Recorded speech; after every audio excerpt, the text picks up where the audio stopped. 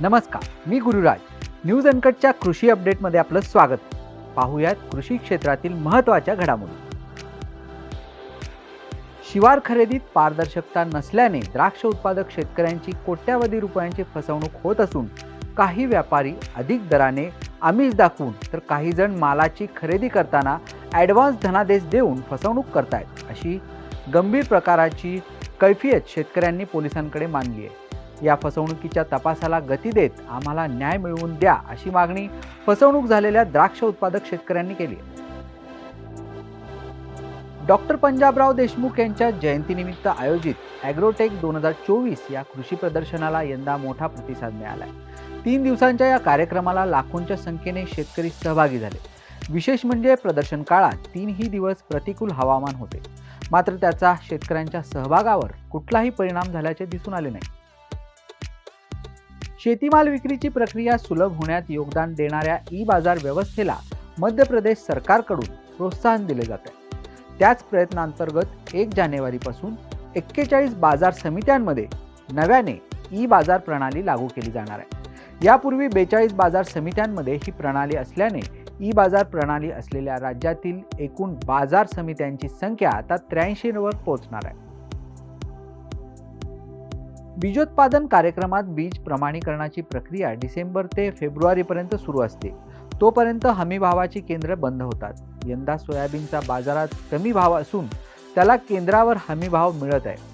बीज प्रमाणीकरण होईपर्यंत हमीभावाची खरेदी बंद होणार आहे. यामुळे रिजेक्ट झालेल्या बियाणांना हमीभाव देण्याची मागणी सोयाबीन बीजोत्पादन कार्यक्रमातील शेतकऱ्यांनी महाराष्ट्र राज्य बियाणे महामंडळाकडे केली आहे. जालन्यात पेरू फळावर लाल कोळी रोगाचा प्रादुर्भाव जाणवत असून फळावर काळे डाग पडत असल्याने शेतकऱ्यांच्या चिंतेत भर पडली आहे. त्यामुळे यंदा पेरूच्या उत्पादनात घट होण्याची शक्यता असून रोगामुळे पेरू फळांचे मोठं नुकसान होत आहे. दरम्यान पेरू फळावर पडलेल्या लाल कोळी रोगाच्या व्यवस्थापनाबाबत कृषी विभागाने सविस्तर मार्गदर्शन करावे अशी मागणी शेतकरी करतात. यंदाच्या खरीप हंगामात शेतीमालास अपेक्षित दर मिळत नसल्याने चिंताग्रस्त शेतकऱ्यांसमोर आता कर्जफेडीचे आव्हान उभे ठाकले. खरीपातील पीक कर्जाची परतफेड केल्याशिवाय पुढील हंगामात नवीन कर्जासाठी पात्र ठरणार नसल्याने भविष्यातील आव्हानांचा सामना कसा करायचा असा प्रश्न आता शेतकऱ्यांना पडला. मराठवाड्याच्या अनेक भागात ढगाळ वातावरणामुळे कांद्याचे पीक पिवळे पडत आहे. त्यामुळे कांदा पिकाचे मोठं नुकसान होण्याची शक्यता आहे. अनेक शेतकऱ्यांनी कांदा पिकाची ठिबक सिंचनवर लागवड केल्याने सर्वत्र कांदा पीक चांगले आले असून मागील काही दिवसांपासून सतत ढगाळ वातावरणामुळे कांद्याचा रंग पिवळा पडल्याने भाव मिळत नाही.